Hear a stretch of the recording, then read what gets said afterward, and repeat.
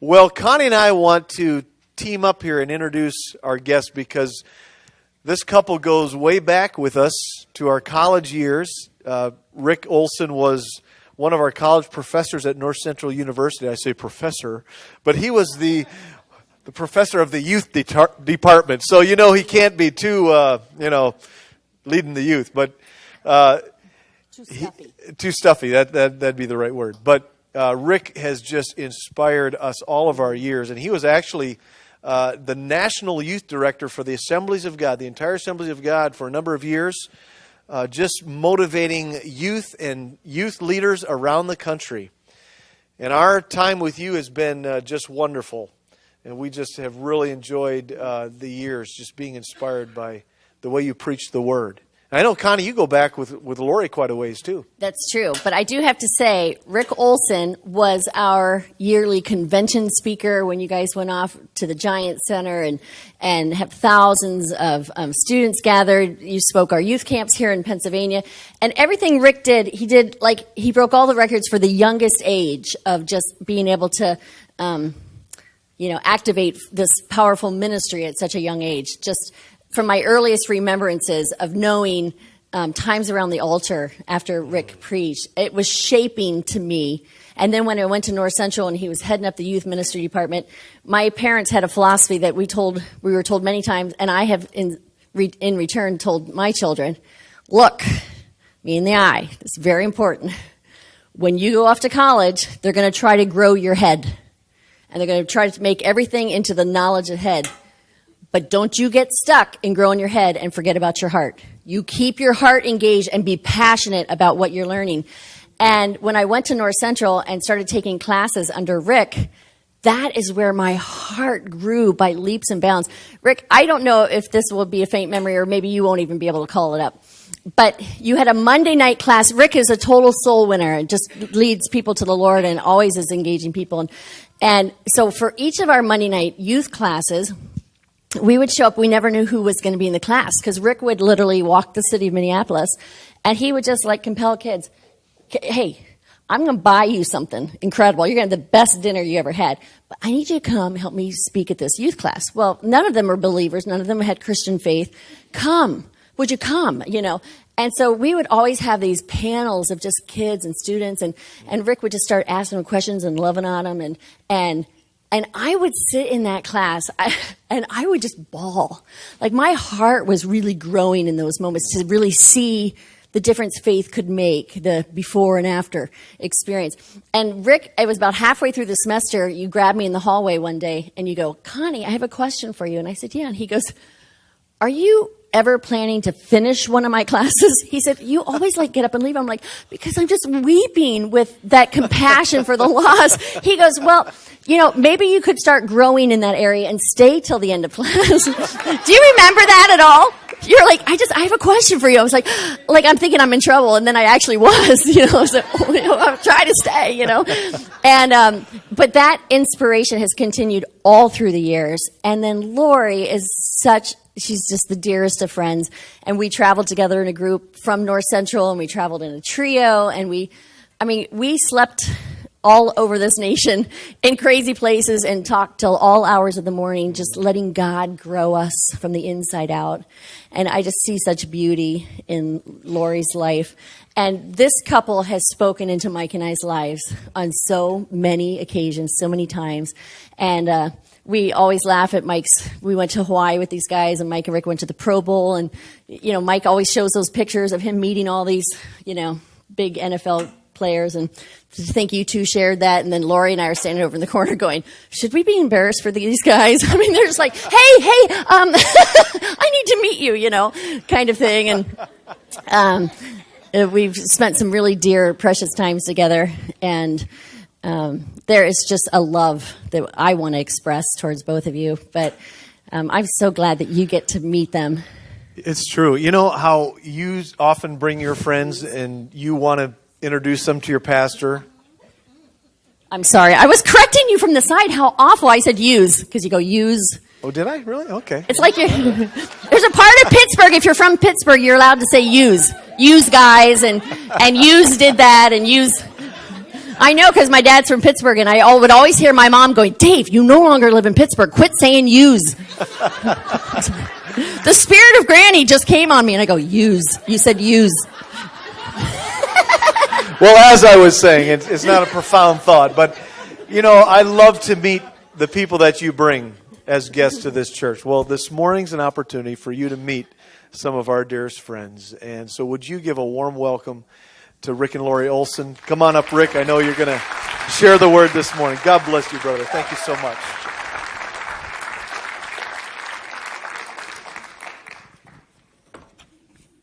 You guys are pretty amazing. Two of our favorite people on the planet.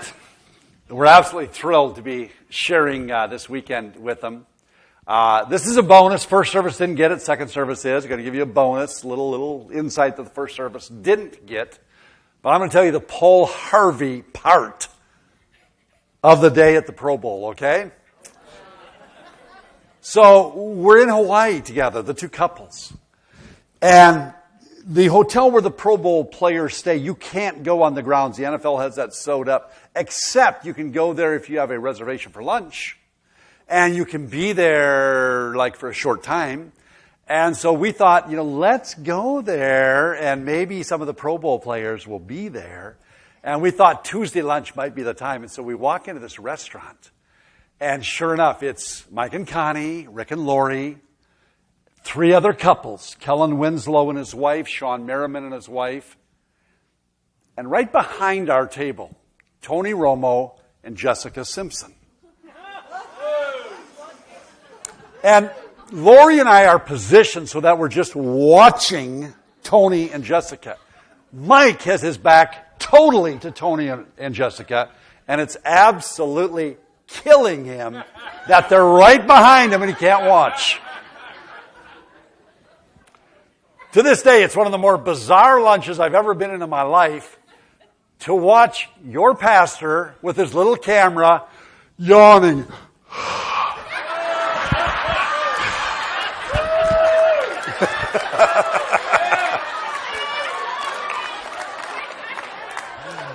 All real coy, real stealth-like. It was hilarious. We left there, we went out to the pool at the restaurant, and we hit the jackpot. It's like every NFL player showed up at the pool. So we're sitting there, and the girls finally got bored, and they kind of wandered away. And Mike and I were like kids in a candy shop. There's Peyton Manning, there's Tony Romo, Adrian Peterson's right behind us. I mean, they're everywhere. So Mike and I were just sitting there looking, and Peyton had probably 15, 17 people around him. Suddenly, they're all gone. Nobody's standing by Peyton Manning. I said to Mike, he looks lonely.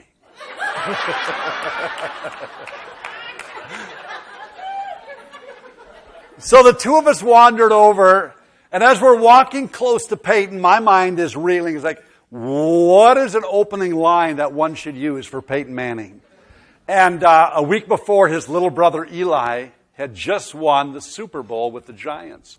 That was the opening line. I said, hey, Peyton, congratulations on your little brother's success. Well, thank you very much. And it ended up being just this fabulous little family talk. We said, are you open to pictures? He said, absolutely. So a picture of Mike and Peyton, a picture of Rick and Peyton. And once that happened, this man was emboldened. It's like, I am going to get my picture with everything that moves. So over here now, here's Tony Romo, and he has 20 people around him. Mike hands me his camera. He said, I'm going to get a picture with Tony. He said, you take the picture. I said, you're not going to get a picture with Tony. There's too many people. He said, I'm going to. Just snap it when I shake his hand. So I grabbed the camera. Mike walks over. This huge herd is around Tony. And Mike, from somewhere, reaches over everybody, whap, whap, whap, on Tony's shoulder. Tony turns around. Mike thrusts his hand over the top of everybody. Tony grabbed it. I snapped it. We got it.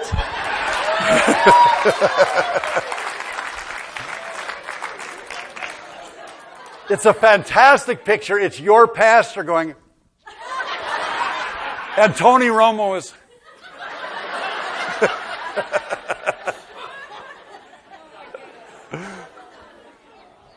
We absolutely love this couple. God has blessed you. You know it. I'm just telling you.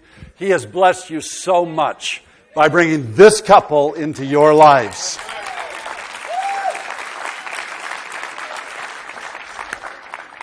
I want to introduce my wife. Stand up, Lori.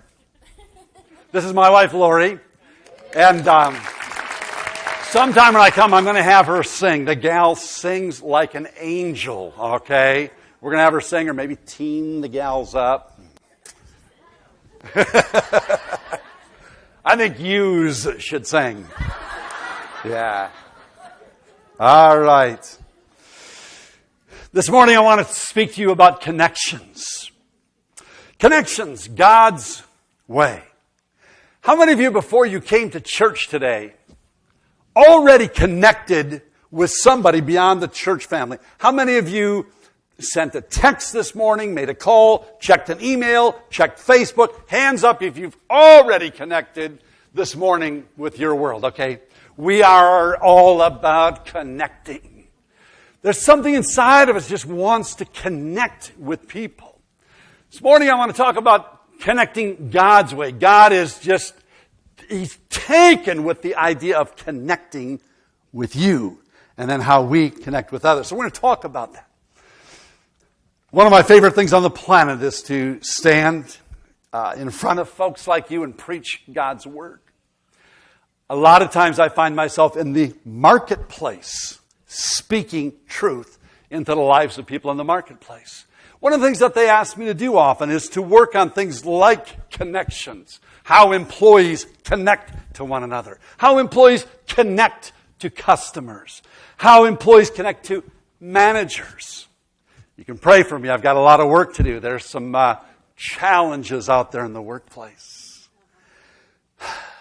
Here's one of the things that I see in the workplace. Just a simple thing like attitudes and how others treat one another in the workplace. A couple years ago, the largest human resource conference in the state of Minnesota was entitled Civility in the Workplace. Isn't it sad that we've come to a time and place where we have to have whole conferences to talk about how do we treat each other civilly? How do we not treat each other rudely? Well, I want to take you to the workplace just for a couple minutes as we get started here. Let's say that we all work together. All of us. We all work together. One big place. And I show up for work and I'm the last guy in. I'm going to wander in twice with two different attitudes. You should tell me how these attitudes would impact you. So this is Rick Olson showing up for work. Take one.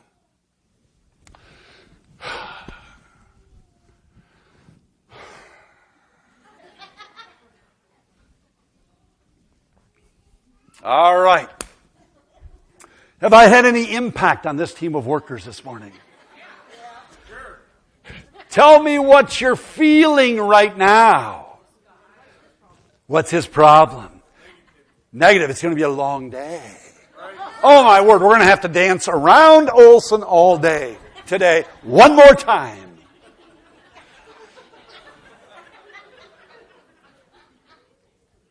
I'm telling you, if you ever see anybody walk into your workplace like that, you have my permission to say these words. Thank you very much for bringing all your issues with you.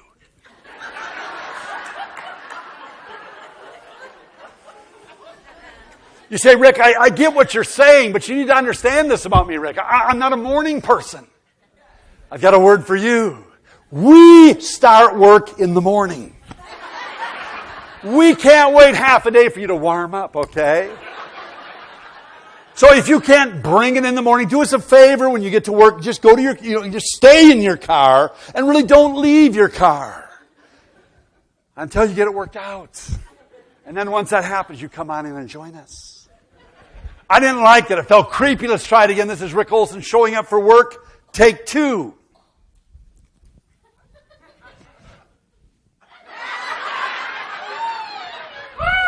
Any difference? Somebody's in a good mood. Somebody just brought a lift to this place. Your attitude makes all the difference. I work on stuff like that. I work on employees who have little energy, passion, life. Have you ever run into a service provider who said something like this to you? Could I help you? Could I help? When I see that, all I want to say is, take a vitamin.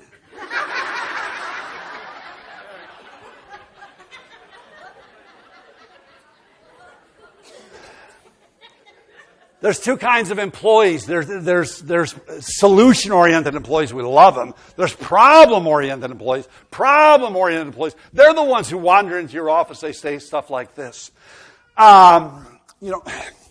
You may not be aware of this. We've got a problem. It's big. I don't have a clue how you're going to fix it, but good luck. What a blessing they are, huh? That's what I spend my life doing, is working with issues like that in the workplace. Last week I was in Michigan. This week I'll be in Maine. But it's constantly working with stuff like that. It has a lot to do with connections and how we connect. That's what this book is about. It's about connections. And it starts with God initiating it. It's God's intense desire to connect with you. God's agenda. It's all about connecting with you. God so loved the world. How much? He so loved the world that He gave. He gave. Okay? It's connection. This is an account of God's relentless pursuit of you. Relentless pursuit. There's a poem called The Hound of Heaven. I love it. The Hound of Heaven. I'm not a big hunter. I'm a little hunter, okay? 40 acres, deer run through my yard. I should. I do. I think about it. 10 o'clock the night before. It's like, really ought to find that orange outfit. Some people live for it, obsess over it, rub horns together, rub stuff on them, smell like the wild. I'm not that kind of guy. Okay? Your pastor is.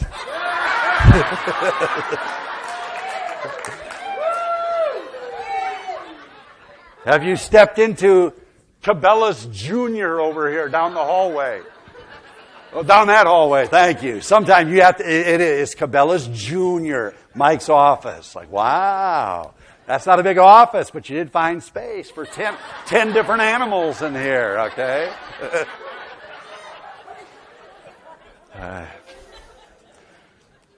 Deep appreciation for hunting.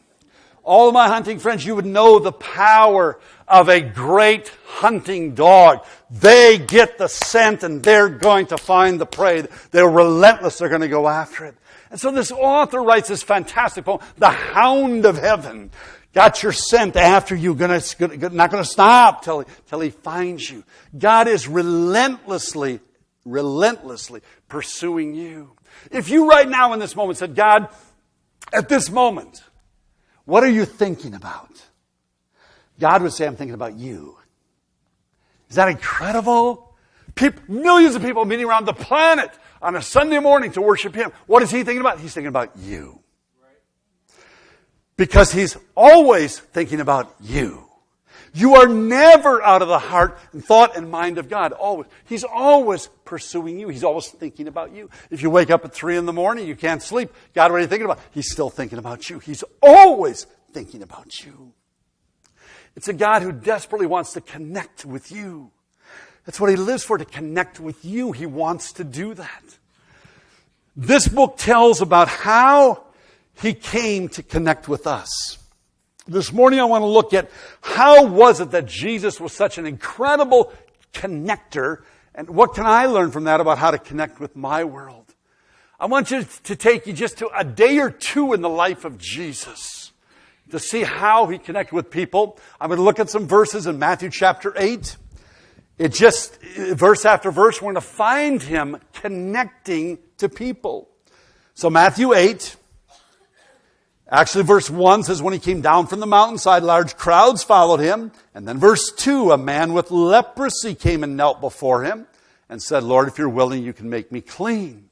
Well, if you read further, you'll find that it's exactly what he did. He healed that man. Go down to verse 5. When Jesus had entered Capernaum, a centurion came to him asking for help. Lord, my servant lies at home paralyzed and is in terrible suffering. And if you go on to read that, you'll hear how Jesus was so inspired by the faith of the centurion and how this person was healed. Go to verse 14. When Jesus came into Peter's house, he saw Peter's mother-in-law lying in bed with a fever. You'll go on to read how he touched her. Verse 28. When he arrived at the other side of the region of the Gadarenes, 2 demon-possessed men coming from the tombs met him. They were so violent that no one could pass that way. You'll read about the healing of these 2. Go to chapter 9. Keep right on rolling there. 9, Jesus stepped into a boat, crossed over, came into his own town. Some men brought to him a paralytic lying on a mat. When Jesus saw their faith, he said to the paralytic, take heart, son, your sins are forgiven. So that was verse 2. Now to verse 9. Verse 9, as Jesus went on from there, he saw a man named Matthew sitting at a tax collector's booth. Follow me, he told him, and Matthew got up and followed him. Verse 18, while he was saying this, a ruler came and knelt before him. My daughter has just died, but come and put your hand on her and she will live. Jesus got up with him and went with him, and so did his disciples. And lastly, verse 27, as Jesus went on from there, 2 blind men followed him, calling out, have mercy on us, Son of David. We just read portions of 2 chapters, 8 different accounts. What was happening? Just normal people were encountering Jesus. He was connecting with them. This is not a book about crusades. It's not a book about strategic area-wide meetings. There's a couple of them, the feeding of the 5,000, but that's not the bulk of this book. It's about him every day with an awareness and anticipation that that day, that moment, his life was going to be used to make a difference in somebody's life that day. So we want to look at how did he do that? What was his plan? How did he do that? What can I learn from it? If you go back to your school days, if you took any journalism classes, you learned that to get the story, you had to get the who, what, why, where, when, and how. And that's how you got the story. I'm going to take you back to journalism. We're going to answer the who, what, why, where, when, and how of Jesus. How did he connect to people? So let's take a look at it. First question is who? Who did Jesus connect with? One of my favorite phrases in the New Testament says, talking about Jesus, he said, he went about doing good. He went about doing good. Would that be a fantastic phrase to be said of your life? You went about doing good. You weren't a busybody. You weren't a gossiper. You weren't stirring up stuff. You just went about doing good. That was his life. That's how he lived his life. That was the norm for him. The common folks heard him gladly. The common folks. Everyday people adored Jesus. They loved him. They couldn't get enough of him. They wanted to be there. Jesus wasn't just seeking out who's who in Jerusalem University and summa cum laude. That's what he was. Everyone, the common folks heard him gladly. Let's talk about what he did. So the who, he went about doing good as the common folks. The what, well, he connected brilliantly with people. I mean, everyone who he encountered, the rest of their life, they were going to be telling about the time, the moment they met Jesus. It changed everything. When I think of Jesus, Capernaum, Galilee, that region, and I picture him entering that world, I have this visual of how he moved about. I don't think he moved about shyly. I don't think he moved about tentatively. I don't think he moved about in fear. I don't think he felt he had to sneak up on people. You know, if this is the Galilee region and he's never been there before, can you see Jesus coming up to the Galilee region like this?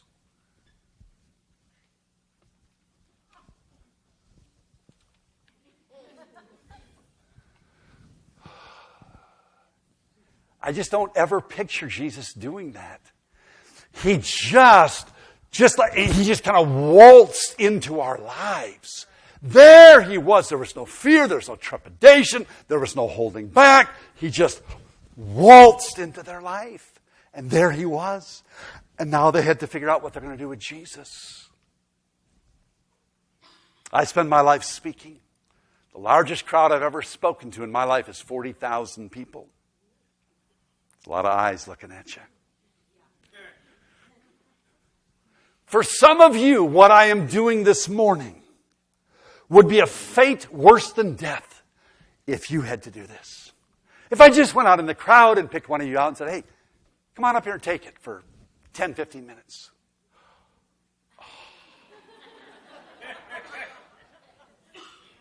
They have stress charts. They list everything that could bring stress to your life. Taxes, of course, made the list. Snakes is on that list. Fear of dying is on that. Speaking in public. You know where speaking in public ranks? It's number one. I looked at the list and what should I do with the rest of my life? Let's go for the stress. Is there any? Yeah. Yeah, you stand in front of people and everything about you is going to be evaluated. How do you dress? How do you talk? Are you smart? Are you intelligent? Are you funny? Are your thoughts stretching? Are they cohesive? I mean, that's a lot of pressure. How do I handle it? I handle it really easy. Really easy. I live by a principle, and I actually can't find it chapter and verse in the Bible, but it's just kind of how I see Jesus living his life. He just lives so positive. No backing down, no holding back. Here he comes. And so I phrased it this way for me. This is what kind of works. 4 simple words, and they go like this. Assume people like you. Assume people like you.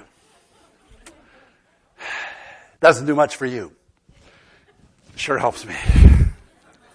How do you feel about me this morning? I don't know, but in my mind, I think you like me. Kind of frees me up. You ever tried to hate somebody who likes you?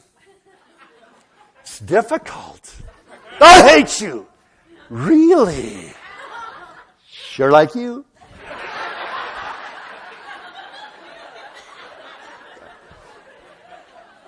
How do you hate somebody who likes you? You can't. I don't spend 1 ounce of energy in my life worried, do they like me or don't they like me? I never go there. Everybody I ever meet, I assume they like me. I treat them that way. 95% reciprocate. Okay. It's a great way to live. Before we go any further, I'm going to have you practice. I want you to practice assuming people like you. And for some of you, that'll be easy because all your life you were quite convinced that everybody's pretty crazy about you. Healthy self-esteem. Some of you not so much. I'm not sure how people feel about me. So we're all going to practice together. So before we go any further, I want you to turn to 1, 2, 3 people in your neighborhood and say the following words. Glad you like me. Go ahead.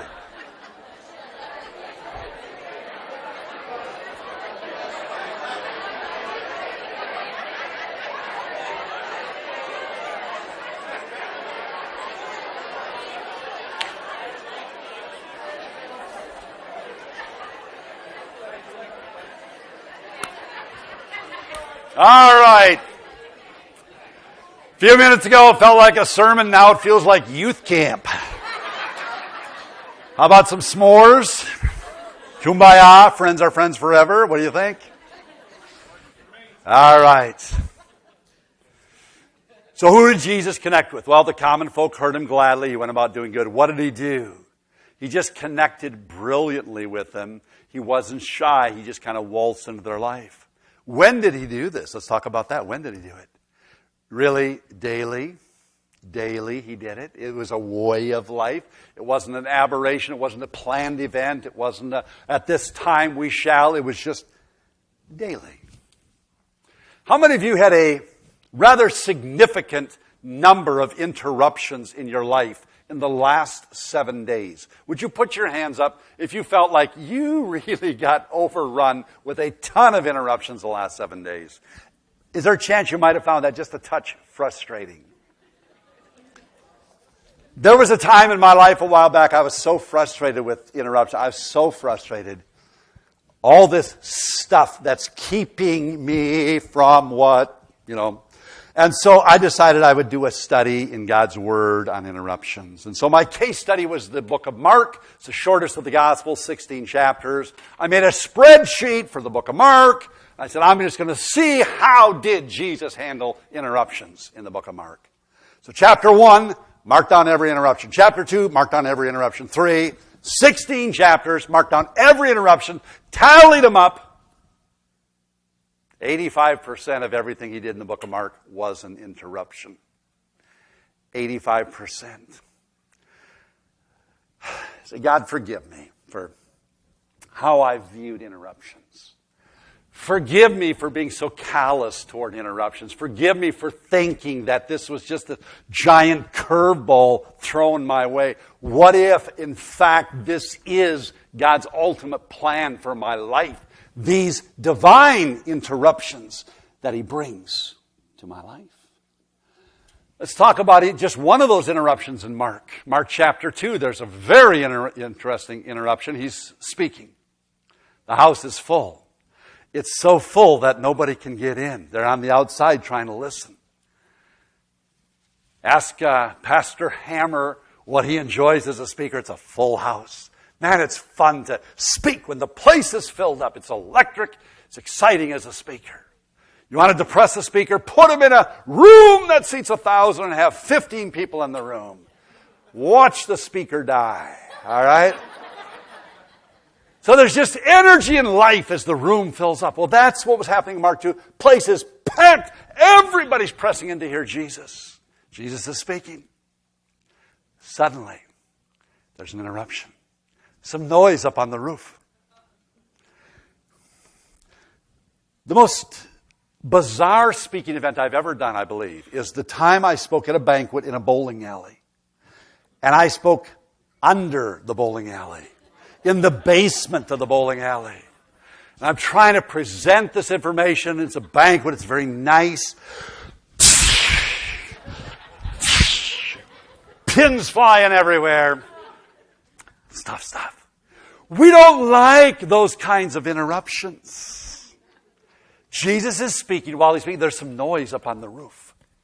And now it's a little louder. For all the world, it sounds like heavy people, footprints, men on the roof. It's what it sounds like. And next thing you know, there's a sound of sawing. Somebody's sawing up on the roof. How obnoxious is that? And then not only is it sawing, all of a sudden there's some sawdust beginning to fall down from the ceiling. And he's still trying to speak. And suddenly the ceiling gives way and a big hole opens up in the ceiling. And 4 guys kind of peek down at Jesus. And the next thing they know, they lower a man on a mat down to Jesus. Here comes this mat down in front of Jesus while he's speaking. You talk about an interruption. That is a serious interruption. And how did Jesus handle it? He healed the man. And all heaven broke loose in that area after that happened. It was amazing what happened after that. Jesus didn't say, hey, Peter, John, can you not be on top of crowd control? Can you not see what's going on? You're idiots. You're sitting there with your head in your lap and you got guys on the roof and you guys are doing nothing about it. No. Now, this is all a part of God's plan. That was Mark 2 all the way through. Interruption. God. It was God every time. I started thinking this week about interruptions in the life of celebration. About 500 people worship here. What if 500 people, instead of fighting interruptions, begin to realize that's how God uses us to connect with people in need, in times of need? What if once a day we would see an interruption not as this disgusting thing that threw my life off, but if we would see it as that God moment where God wants me to be His miracle delivery agent in that moment. So if we had 500 doing that, and if we once a day saw the interruption as a God thing, and then that's 500 on Monday and 500 on Tuesday, and what if we had 2,500 divine appointments through the week? with this body of believers who are out there. That is precisely how Jesus connected with people. This is not a book of, hey, we plan it all out and then we just carry out our plan from beginning to end. No, it's one divine interruption after another. Who, what, when, where? Where did he do this? He went to the turf of others. He was on their turf. It's the whole book. It's the whole story. It's always about him leaving the comfortable to go to the uncomfortable. Do you think it was more comfortable in heaven or a stable in Bethlehem? What do you think? Of course, so much more comfortable. Are you enjoying the commercials now where the man sits at the table with the 4 little kids? Enjoying those?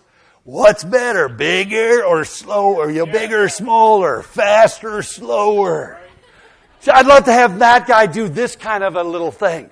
Hey, what's more comfortable, heaven or Bethlehem? Okay? Heaven in a heartbeat. No, he left the comfortable to go to the uncomfortable.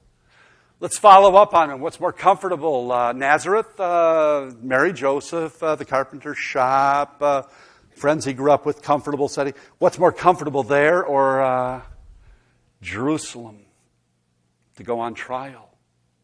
It wasn't about convenience and it wasn't about comfort. He was always leaving the comfortable to go to the uncomfortable. Lori and I have a dear friend, Paul. He just wants to make an impact for Christ. Paul decided that he would join the country club. He's not a golfer. He just knew that people he wanted to touch and connect with were at the golf course. And so he joined the golf course to be there. And one Friday night, sometime before Christmas, while he was there, a lady in town, a prominent businessman's wife, said to him, Paul, my family is coming for Christmas. I want to read them something.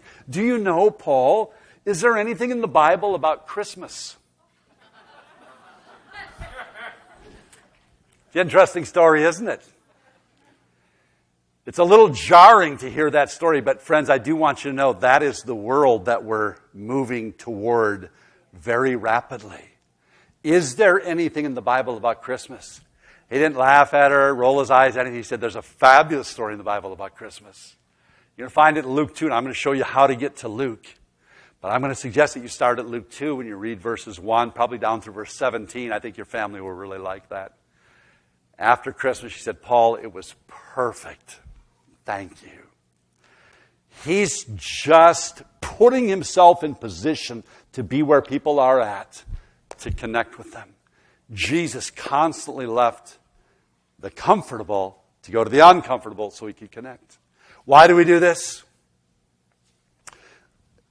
The compelling reason for me, John 3:16, for God so loved. He so loved. He so loved. He was compelled to. He so loved that he gave. Last question is how. We've looked at the who, what, why, where, when. Let's look at the how. The how. How did he do this? First of all, he valued every individual. He valued every individual. He didn't need to have a crowd. He wasn't motivated by crowds. He just constantly, he saw the individual. Lori and I have a friend named Chuck. He works at a bank back in our part of the world. Chuck is a godly man. He wanted God to really use him in his bank. And he was so in tune that he would often hear from people things that they needed or whatever it was he's talking to them. And he would always say to them, you know what, I'm going to pray for you. And people loved that, and he did that for a long time. But one day he said God convicted him. And God said, Chuck, quit praying for them and pray with them. And he changed his request now.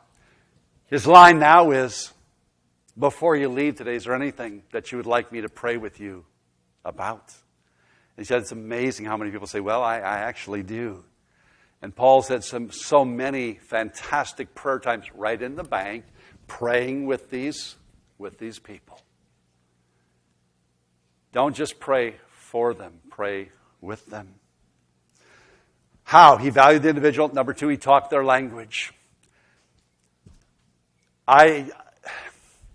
I'm so impressed at every aspect of how Jesus connected with people. One of them then would include even the language that he used to connect with people. He spoke their language. He spoke a language they were comfortable with. One of the early people he called was Simon Peter. He wanted Peter to follow him. Friends, what was Peter's profession? He's a fisherman. What kind of things do fishermen talk about? Fish. How big it was, the one that got away, yeah. Which lures are working, that's what fishermen talk about. You hang around fishermen, you better talk fish, okay? Jesus is going to call him to follow. Here's the line. Peter, follow me. I'll make you a fisher of men. Wheels are turning. Did you say fish? Is that what I heard, fish? I like that. I know fish. Fish for men. I can do that. Let's rewind the tape. Let's say Jesus wasn't quite as attuned. Comes up to the boat. Peter. Jesus said, Peter, I want to make you a flaming evangelist. And the response would be, no. Wrong guy. Not a chance. Just not a fish. That's all I do. Dad's a fisherman. Grandpa's a fisherman. We've always been fishermen. Always will be fishermen. It's all we know is fish. He talked his language. Make you a fisher of men. John 4, he spoke their language. Woman at the well, who is she? Oh man, has she made horrible choices in life. One after another, 5 husbands. None of them worked out. There's number 6, not married but living with them. And what does she do? Every day she goes to the well. When does she go to the well? She goes to the well when nobody else goes to the well. She's ashamed. Her life hasn't turned out at all the way she hoped. So in privacy and quietness, she goes to the well. She brings her water to the well every day, hoping to encounter no one. This day there's one who is there at the well. When she arrives, it's Jesus. What does he say to her? How does he speak her language? Peter's into fish. He talks fish. She's into water. He talks water. Lady, I have water. If you drink of, you'll never thirst again. I can see her. Wow. It's like, where have you been? I mean, I've been coming out here for 30 years. My head is getting flat from carrying so much water. Where have you been? Yeah. He was absolutely brilliant at talking their language. He communicated to them. He valued them. He communicated to them. Last one, he asked great questions. It's one of the things I absolutely adore about him. He just asked great questions. There are few things in life as powerful as a great question. Jesus was a master of asking great questions. You want to connect with people? You don't have to be profound. You don't have to be eloquent. Words don't have to just brilliantly roll off your tongue. That's right. If you listen, if you ask some good questions, it's amazing how good questions just pull people close to you. That's the power of a good question. Jesus asked great questions. He constantly pulled people toward him. Right. Tomorrow night across this whole Dillsburg area, sadly, at about 5 o'clock, 6 o'clock tomorrow night, the wrong questions are going to be asked again. They're asked every night. It's pathetic, but it happens. What happens? Somebody comes home, door opens, somebody yells out, "Hey, how'd it go today? Hey, what's for dinner?"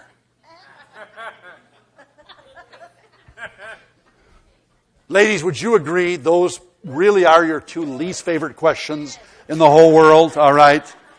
Would your life take a significant upward leap if those questions were not asked every night? Ladies, yes? Yes, okay. Gentlemen, it's time for some new questions. And if you can't think of any, park your car a block from the house. And just sit there and go, I cannot ask her about dinner. I can't. I've got to ask something else. dazzle her when you walk through the door and say, honey, if we had an extra 500, how'd you like to spend it? Let's talk. Let's talk.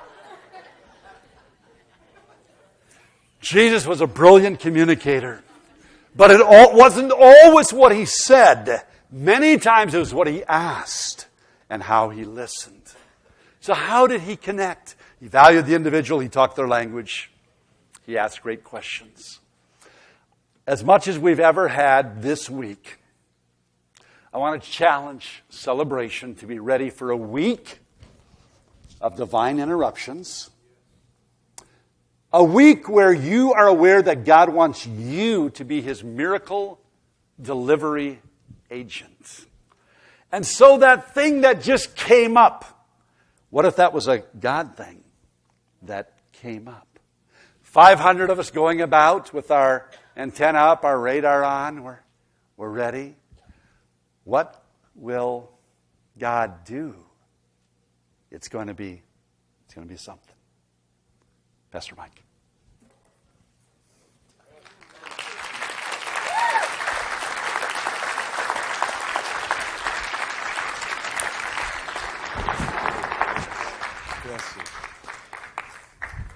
Wow. We thought you could take who, what, when, where, and why and just bring it right to our level with such biblical truth and what Jesus, how he impacted. And we're to do the same. It's as simple as that. Let's not complicate it. We don't necessarily need another class on soul winning. Evangelism explosion. That's all good and fine. It's not as complicated as we make it. So why don't we just heed the words that we heard? And not only the words, but what Jesus demonstrated. And let's invade our world. Dillsburg, Mechanicsburg, Boiling Springs, Gardners, Camp Hill, wherever. And let's an invasion of people who are not so consumed with ourselves and how we're perceived and how we feel about it and if they like us, and just go in with confidence and security, knowing who we are in Christ and that we have the most precious. There is not a better plan in the world. This is plan A. This is life-giving. This is redeeming. This is filled with grace and forgiveness. And bring that to a world who is so thirsting and is walking in such defeat and condemnation and so thirsty. And we hold the cup. Don't complicate it. Just give them a drink. You're not so much different than them. You're in the same industry, same world. You can speak their language. Let's just take it from this big, thick book that sometimes we avoid because I don't even know where to begin. I don't understand it. And let's just take it to everyday language. Ask God for help. Holy Spirit, give me wisdom today in how I'm going to be that agent of your Holy Spirit. And if you ask for wisdom, the Bible says that he will give it to you. That's what it says in James. You ask for wisdom and he will give it to you. Some of us, we don't ask. We just get stuck at complicated part. So let's just be unleashed this week. Amen?